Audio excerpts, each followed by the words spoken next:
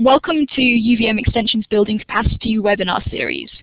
This webinar series is just one part of a larger learning project to help you build capacity for leadership within your organization, as well as more effectively achieve the mission of your organization. The education and training provided in the Building Capacity project is delivered in a variety of forms, webinars and asynchronous learning opportunities, covering 10 topics. Board development, conflict management, developing volunteers, ethical leadership, leading through change, quality service, staff development and evaluation, strategic planning, team leadership, and working in teams. Today's topic of our discussion is working in teams. Your microphones are currently muted, and we welcome your questions and comments through the chat box, which you'll find is the area just below the participant list to the left of your screen. You'll also find a set of icons just below the participant listing, and we'll be using these to engage your participation in the webinar. Currently, you'll see a letter A next to the hand icon that we used for our sound check. When polling questions are used, these choices may change for your response. We're going to go ahead and begin by getting some idea of how many are participating in today's webinar by asking the question, how many individuals are participating with you at your site. You can respond by selecting the letter that corresponds to the number of individuals you may have gathered at your site for the webinar. You'd like to go ahead and use the A through E options, which you'll find next to the hand icon in the participation list. I see a couple of responses there.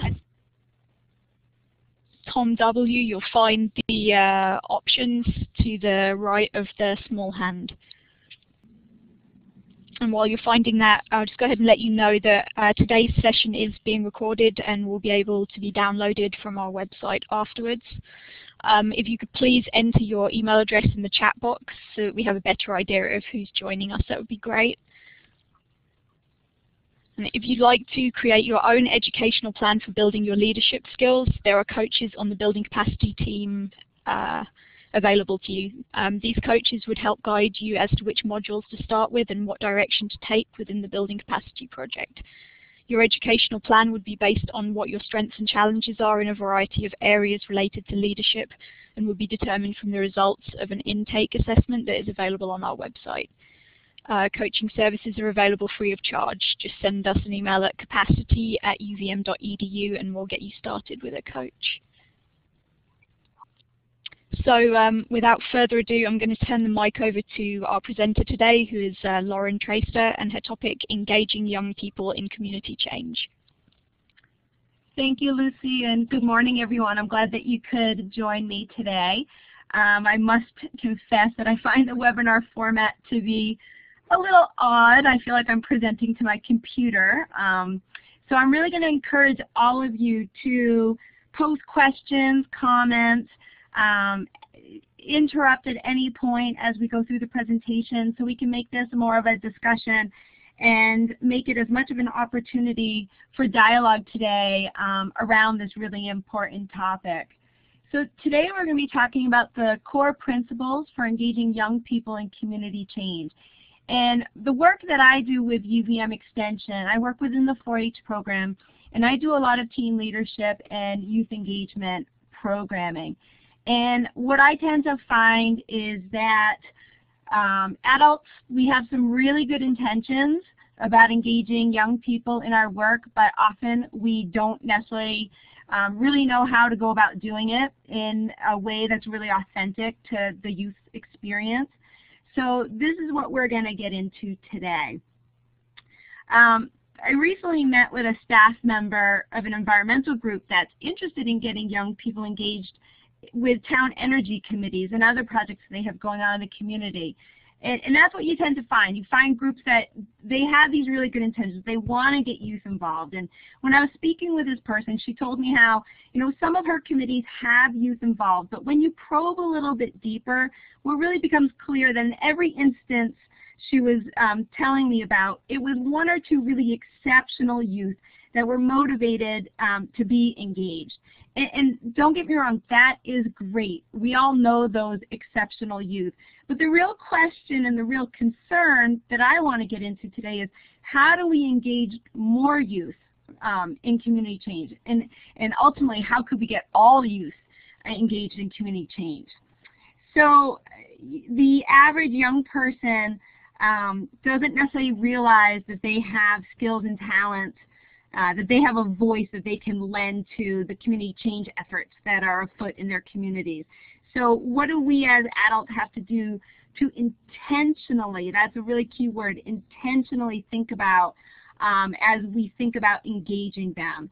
And what lessons can we take from research and apply them to our communities? Because there is a lot of research around this topic, and the research has been evolving, and we're going to go through some of that. So today we're going to explore those areas of research and think about how we can then take that research and create action steps in our own communities and our own organizations to have young people involved in the work that we're doing. So what do I mean when I talk about engage our youth? So let's break it down.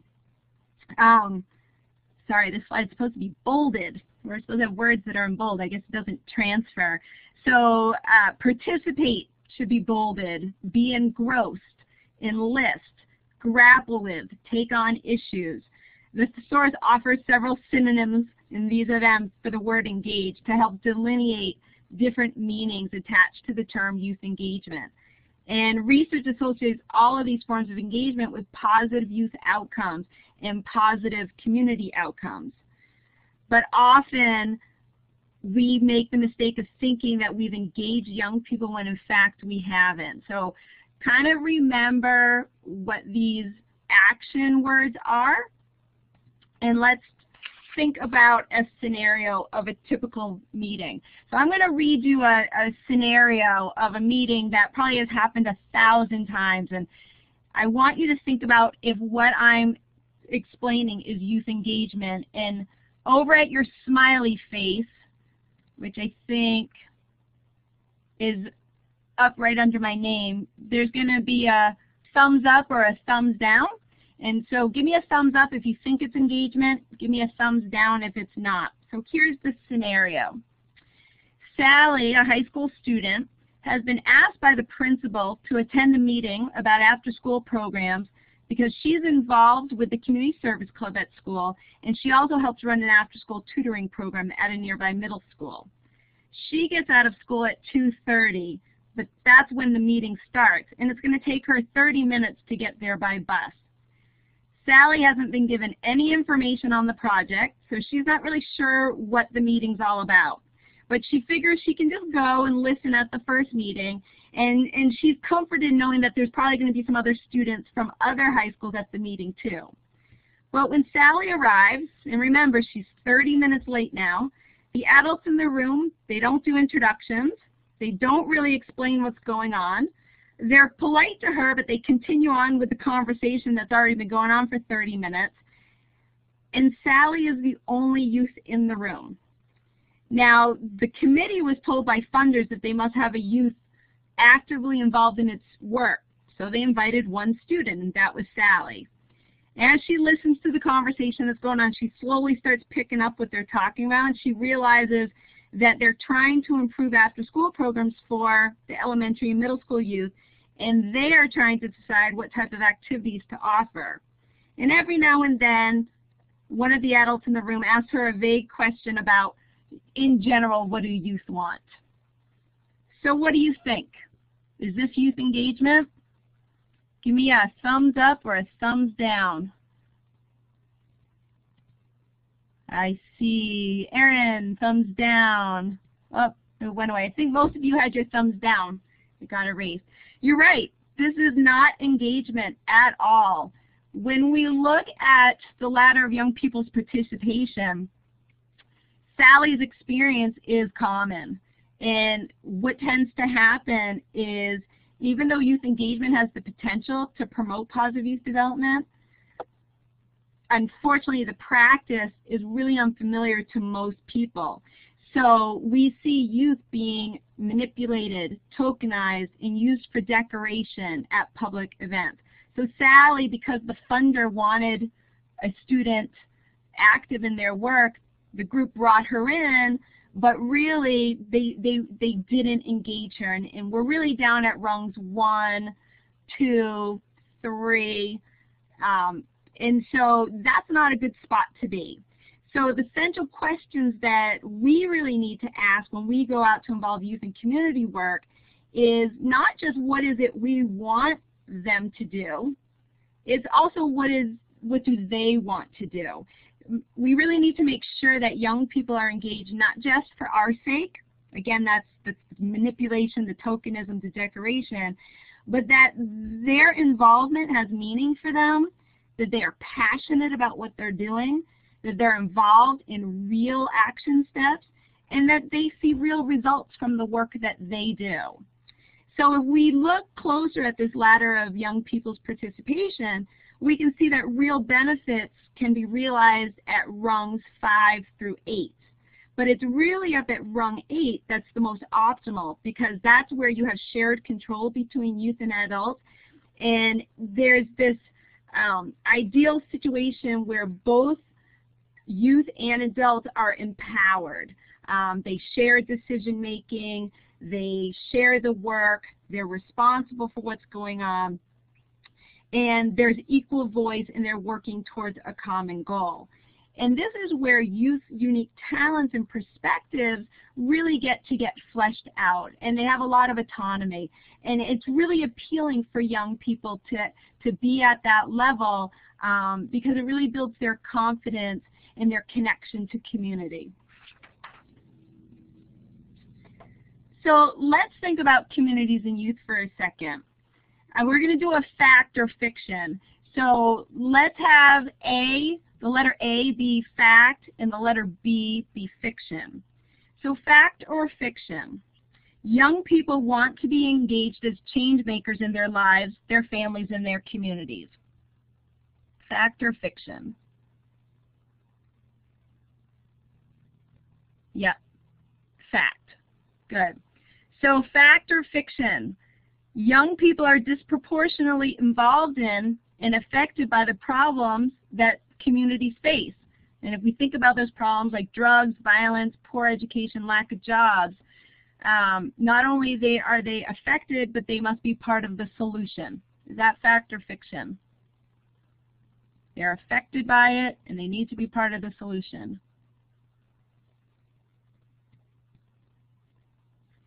Okay, I see some more facts. That's right. So fact or fiction? Change happens fastest when youth and community development are seen as two sides of the same coin, and young people are afforded the tools, training, and trust to apply their creativity and energy to affect meaningful change in their own lives and in the future of their communities. Right, fact. So as you can see, community change really cannot happen unless we involve youth. So what do we mean when we talk about youth contributing to communities? I want to be clear about this. Most often when we have youth in schools doing student leadership or stepping up into some leadership opportunity, what it usually means is that they're planning and organizing a school dance. That's sort of the traditional past of student council and student leadership.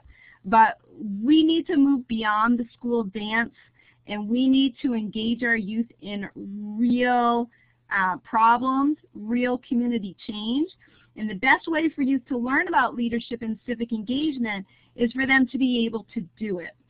They need to be engaged and involved today, and the experiences need to be meaningful to the youth, and the youth must, as they go through whatever they're working on, they need to learn new things. They need to have an opportunity to apply what they're learning. They need to be given responsibility and creative freedom to express and implement their ideas.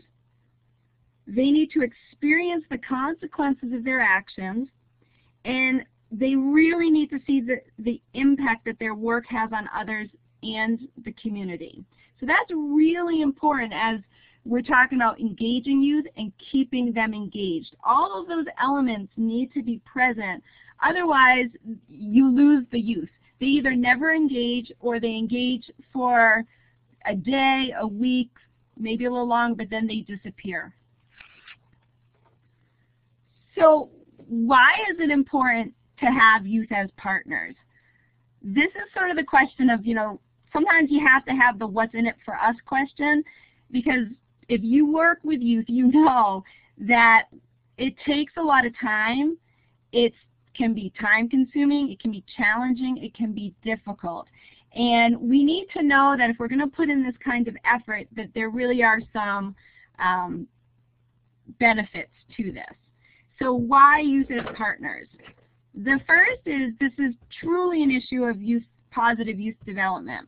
We want to engage young people in active learning, in new roles and in new responsibilities because it's good for them. It helps them get the skills that they need, build confidence, and feel a sense of connection. We also do it because this is an issue of civil society. It's an issue of community development. In a civil society, everybody has a role to play and everybody is needed. In a civil society, youth are not segregated and isolated from adults in a day-to-day community life and decision making. We need to realize youth have valuable insights on policy and program that need to be brought to the table. And lastly, this is an issue of social justice. It's not simply that youth can contribute in community affairs, it's that they have a right and a responsibility to participate. Young people have a right to comment on all matters impacting their own lives and their own communities.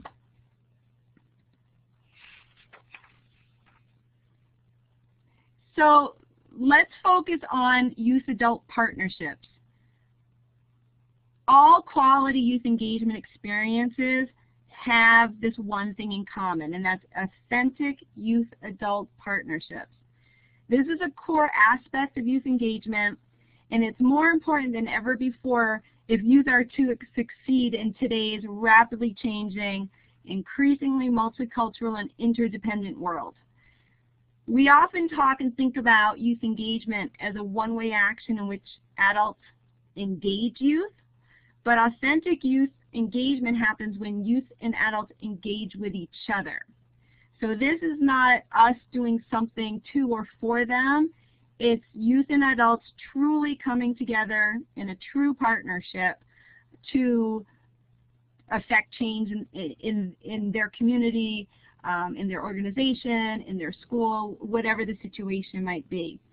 In the past, these kinds of partnerships just happened. In the past, our society was structured in a way where youth and adults interacted much more frequently, and there were more informal opportunities to get youth and adults to talk and discuss and engage with one another. But the way that our reality is today, where we have a privatization of our leisure time, everyone's glued to their Xbox and other electronic entertainment, or you're glued to your iPhone, whatever that might be. People are working longer hours than ever before. We have suburban sprawl. All of these realities make this sort of informal interaction less common. So again, I go back to the word intentional. We need to really intentionally build these connections if young people in society at large are to reap all the benefits that they have to offer.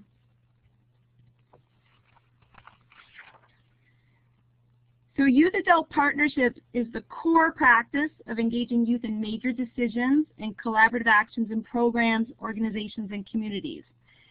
It's about groups of youth and adults working together. And this is kind of where one of the first mistakes we make. A lot of times you think you have a youth on your board, that you have a youth-adult partnership. You don't. If you have a mentoring situation where it's one adult with one youth, that's mentoring. That's not youth-adult partnership. Or if you have one adult working with a group of youth, that also is not a youth-adult partnership. Youth-adult partnership has a very specific definition, and it's really about a group of adults and a group of youth working together. And by working together, we mean that there is an assignment of roles and a division of labor that's not determined by age, but instead is shared on the basis of an expressed interest and motivations and abilities of the participants themselves. So in these partnerships, there's no power imbalance between the youth and adults. They come in as equals. They lend their unique talents and abilities to whatever problem they're trying to solve, and they truly work as equals towards that end.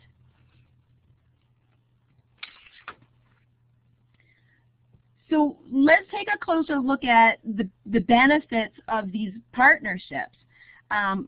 Like working with youth, as we already talked about, it promotes positive youth development. When you have these relationships, research shows that when young people collaborate with adults in meaningful service, they're likely to show better school performance. They have a more positive self-concept. They have better relationships with their peers, increased social contacts. They have a greater sense of responsibility, and they also have a higher rates of college graduation. And they also have lower risk-taking behaviors. So you usually see lower levels of drug and alcohol use, a later onset of sexual activity, lower levels of delinquency. All of these help to promote this positive youth development. And within these relationships, youth also, they feel accepted and supported. They have this safety net of this partnership that they're in. It gives them a strong sense of a collective identity and pride and belonging to the organization or the group that they're working with. It also gives them increased confidence in their abilities. They're becoming experts on something, and they really get a sense of accomplishment from that. Youth also learn how to critically analyze their relationships, and they gain knowledge and attitude and skills they need to participate as civic actors. And that's really important if we want them to continue to be engaged as they transition through youthhood to adulthood. They also have greater connections to their community and a deeper understanding of the issues that their community faces. One of the things that people don't really think about when we talk about youth-adult partnerships is the impacts that it actually has on the adult staff and the community leaders themselves. It really enhances the ability and the commitment of adults to address local issues that are affecting young people. It also helps adults develop their own skills and attitudes, especially around how to share power and responsibility. They really learn how to work with youth. They learn how to address the stereotypes that they might not even know that they have about youth, so they reflect on realizing that maybe they had a negative stereotype of youth, and that by working with youth, they realize that they have a lot to offer, and they get more excited about working with youth in the future. They also get a lot of satisfaction about passing along their experience and knowledge to the next generation. And what we find is adults who tend to be in these partnerships, they really become advocates for youth and for youth issues. And so that tends to be a really good impact of these partnerships. We also see impacts on the organizations and communities themselves. Norms and traditions change as youth become part of the decision-making process. The civic agendas you see begin to address youth voice and issues and concerns. Youth workers who typically had stayed within their own bubble are now emerging and developing new community partnerships. So it really ends up broadening any community coalitions, and you have these stronger coalitions moving forward. And you find that you have greater responsiveness from public institutions. So there's a lot of positives that can really come out of this. The one that I think is most important is that we're preparing and motivating a new generation of civic leaders by taking the time to engage youth in authentic youth-adult partnerships, in building skills on both youth and adult, and in breaking down barriers, and really having these positive experiences. We are developing and sustaining our civic culture. We know that civic participation starts youth on a developmental path toward constructive citizenship and civic action. And research has shown that youth who are more involved during middle and high school are more likely to engage civically when they're in their early and middle adulthood. And research has also shown that the strongest predictor of adult voting or participation in social movements and involvement in voluntary associations is participating in political activities as a youth. So youth-adult partnerships helps young people develop these powerful identities as civic actors, which is going to benefit them, again, today, but also into the future.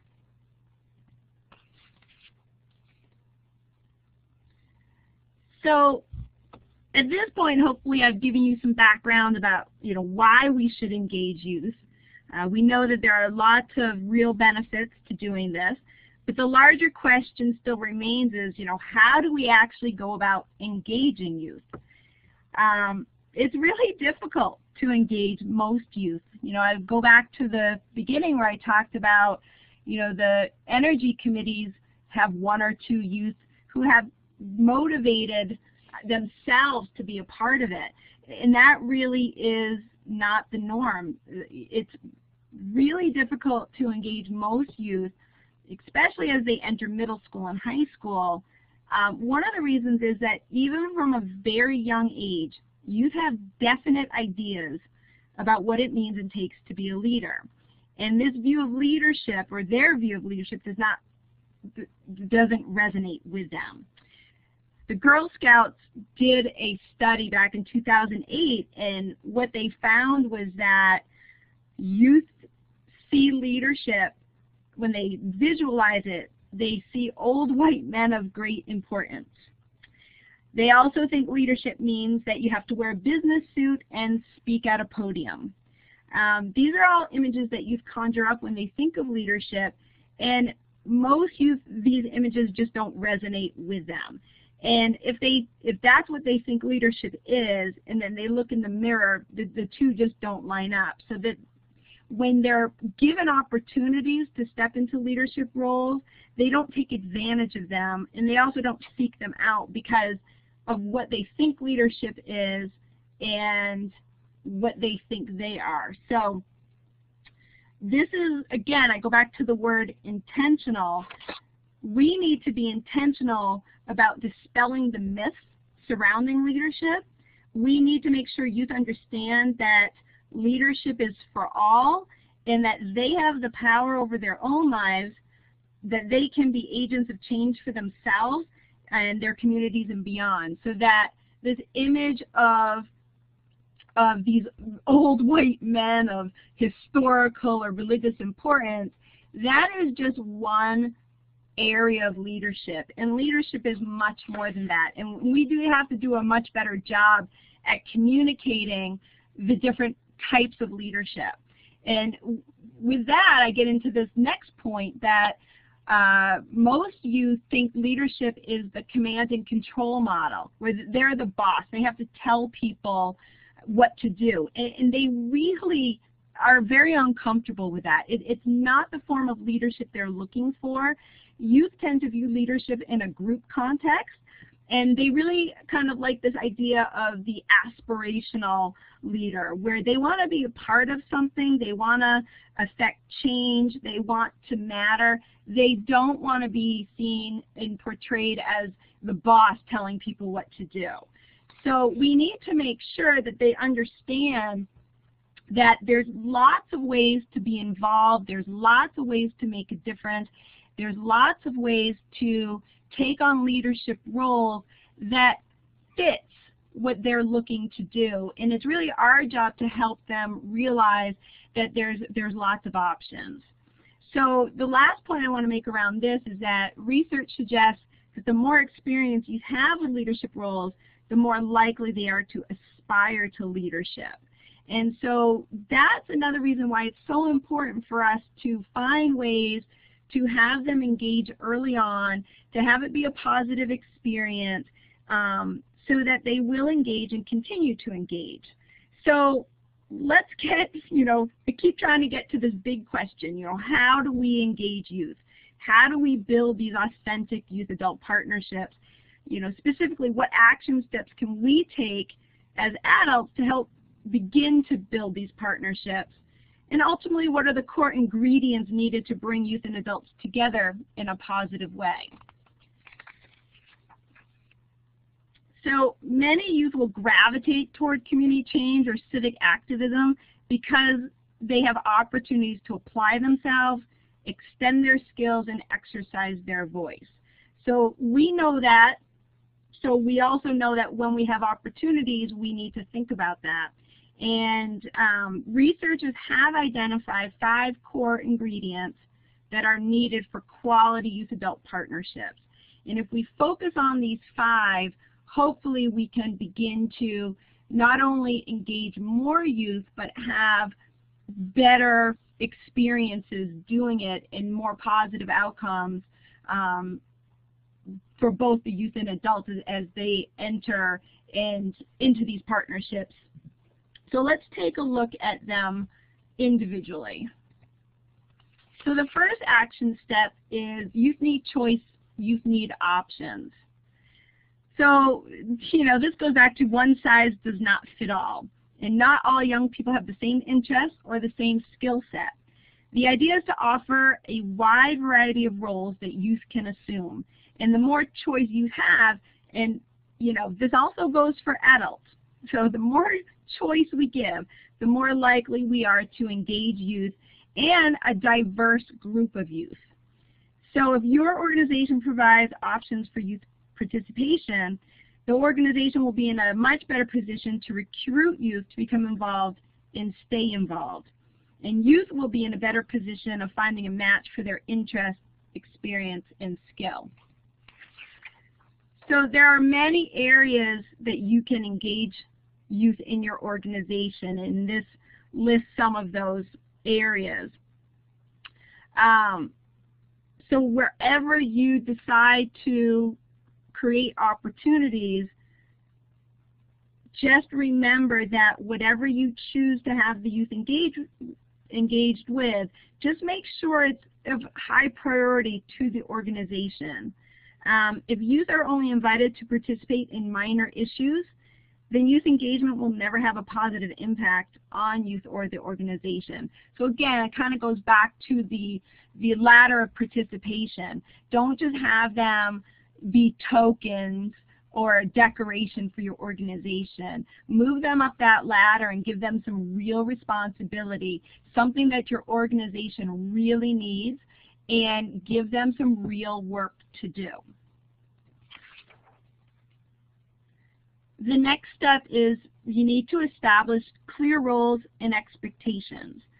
When youth and adults are working together in a new situation, they may be nervous or unsure about their role.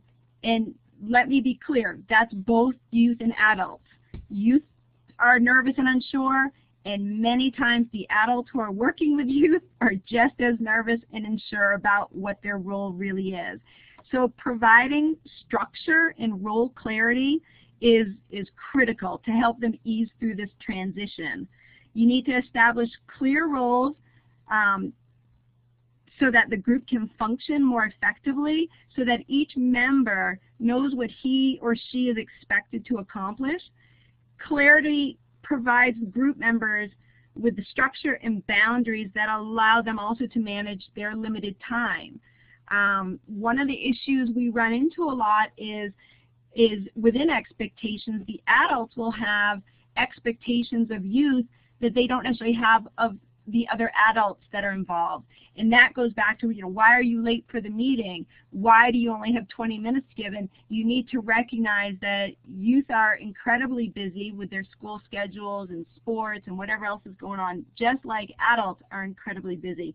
So if you set these clear guidelines and boundaries, knowing what everyone can bring to the table, it will minimize any sort of frustration or stereotyping or issues that can surface up from that.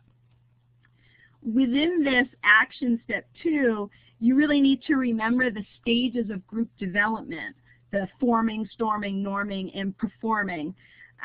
A lot of times when we bring youth and adults together, we don't spend time having them form as a group. We don't step back and do icebreakers and get to know yous and have the youth understand more about the organization and have the adults understand more about the youth. There's a lot of steps that get missed along the way, and if you don't do proper group development, if you don't form as a group, the next step is storming, and that's where your conflict is. And if you end up in conflict, again, you end up in a situation that ends up not being a positive experience for everyone. The next action step gets to time and preparation. That also, you got to think about the time you spend in this group forming. You have to have time spent getting to know each other. You have to prepare an orientation so everybody is on the same page, ready to move forward with whatever tasks are on hand. This step, I think, is one of the ones that really gets missed.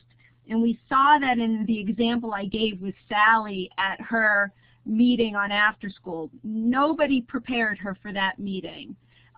They also didn't consider time. They started the meeting at 2:30 and knowing that school ends at 2:30. So you really have to pay attention to all of these factors so that your partnership can be successful. It's really critical, and if you don't do it, you're just going to continue to face challenges along the way. So I think the lesson here is, make sure you do some kind of intensive training and orientation. You want to make sure to deal with any power imbalances at this stage so that the youth feel like they are not below or beneath the adults in the group, that they are equals. There's a lot of work that has to get done so that both the youth and adults really understand and see themselves as equal partners. And again, that goes back to the preparation, how much time you take in doing that upfront work. Another step, an action step, is to encourage collective mentoring. And when we think of a mentor, it's usually that one-on-one. With collective mentoring, it really is emphasizing shared teaching and learning between more than 2 people. And within youth-adult partnerships, everyone in the group really has a responsibility to teach others what they know.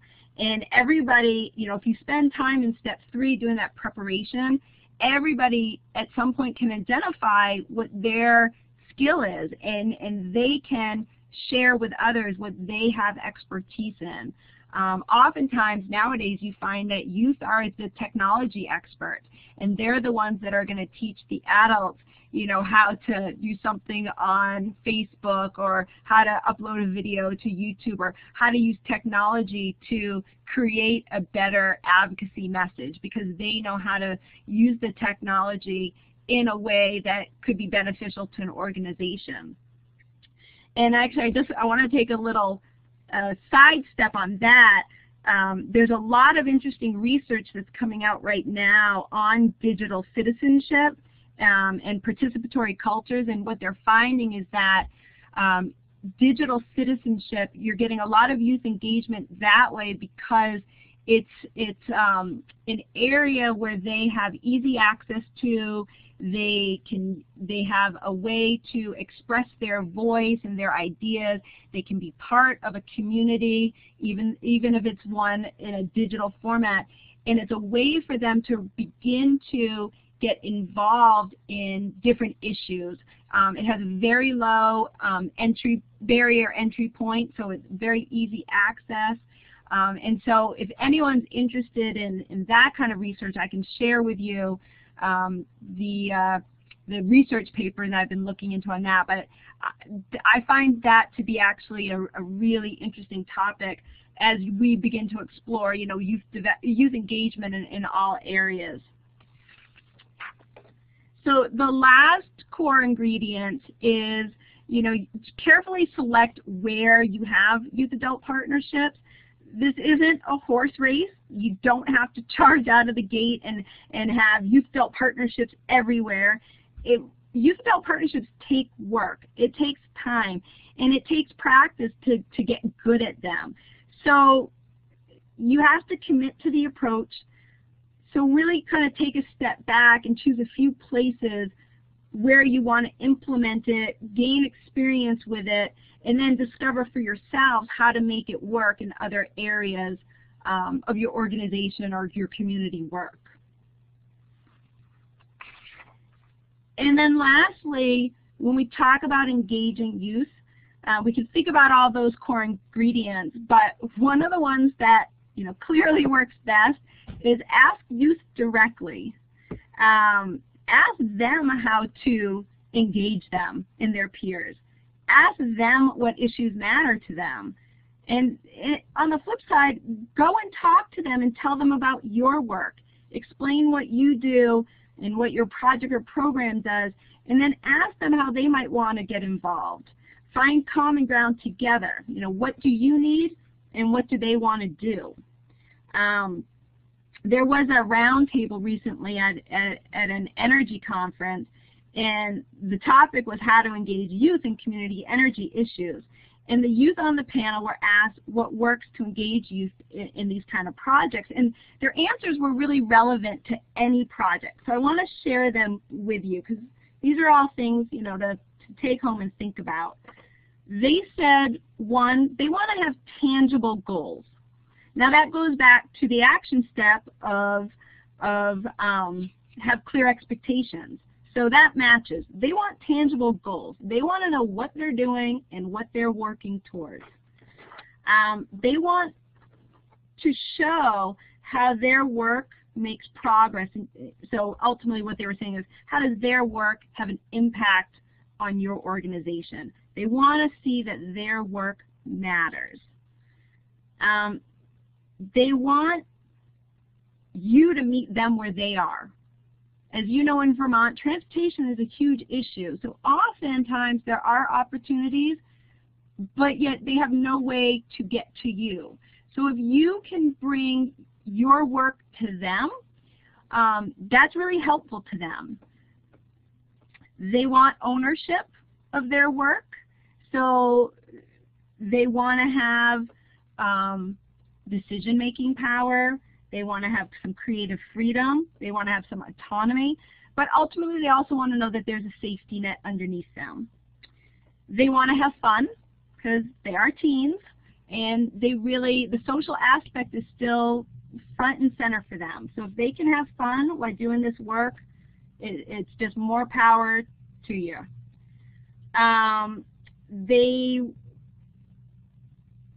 They want internships, and they want school credit, and they want to be able to build their resume. They know that in order to get a job or go to college, they need something.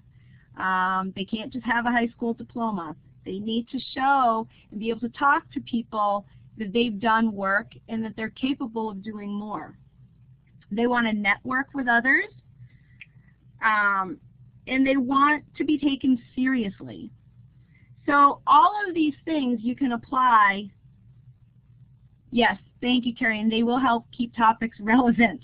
Exactly. So, you know, if you're doing youth work, one, you got to talk to youth. They're the ones you're doing the work for. And if you're doing other community change projects, you know, they're the future, and they're current citizens. So their voice should matter as much as anybody else's. So when we think about engaging preteens or teens, for them it's about developing programs and opportunities with them, not for them. They like to work experientially in project-based models. They want to have, you know, as I mentioned, decision-making power. They have a strong desire to make a difference in their community and affect real change. So I keep going back to that because that's your hook. They have this desire. They have a passion. If you can tap into that and give them some tangible goals to work towards and give them some clear expectations and direction, that's a great start. And ultimately, you got to treat them with respect. Treat them as if you would treat any other staff member, even if they're working for free. You know, you got to treat them with respect and as a resource. So this presentation is going to be posted to our website. I just wanted to be able to share some of the resources that I've used for this presentation. All of these I would highly recommend you go and retrieve them. Some are short articles, some are longer, but they all really help inform your thinking around youth engagement. And at that point, I just kind of would like to open it for discussion or questions that you might have on this topic. If there's anything specific to your work that you want to share or that you've been struggling with, or any questions about anything that I've covered today. Yes, Kelly, the slides, the whole presentation will be on our Building Capacity website. You'll be able to view the PowerPoint, but then the session is recorded, so you'll be able to go back and actually listen to it from the start. I will say, if you don't have any questions, I'm here as a resource. If you have any questions that come up after we leave today, feel free to contact me. I do a lot of different programming. I've done a lot of different reading. I can chat with you individually if you want to. But I think when we talk about youth engagement, the more we share our successes with each other, the better we are, and the more we share our failures so we can think about what didn't work and how to improve it. It sounds like it should be easy, but it's incredibly challenging. And just know that so you don't get discouraged. Thank you, Mark. Yeah, I think it's always important to kind of go back and review this as we move forward in this kind of work. I just want to thank you all for participating in today's webinar. I'm just going to move on because before you leave, we'd like to just ask that you provide us some feedback via SurveyMonkey. I'm just going to put the link into the chat box now. You can click on that and give us some feedback on today's session. And also, if you haven't already done so, please go ahead and enter your email address into the chat box. Our next webinar in the Building Capacity series is going to be on Tuesday, February the 5th at 11 a.m. and that's with Jane Van Buren, who's going to return to continue her conversation about ethical leadership. So mark your calendars and please join us. You can stay in touch with Building Capacity resources and in conversation on the topics by visiting our website, which is www.uvm.edu/extension/community/building-capacity. Friend us on Facebook or share your questions and comments through email, and we can be reached at capacity@uvm.edu. And once again, thanks for participating.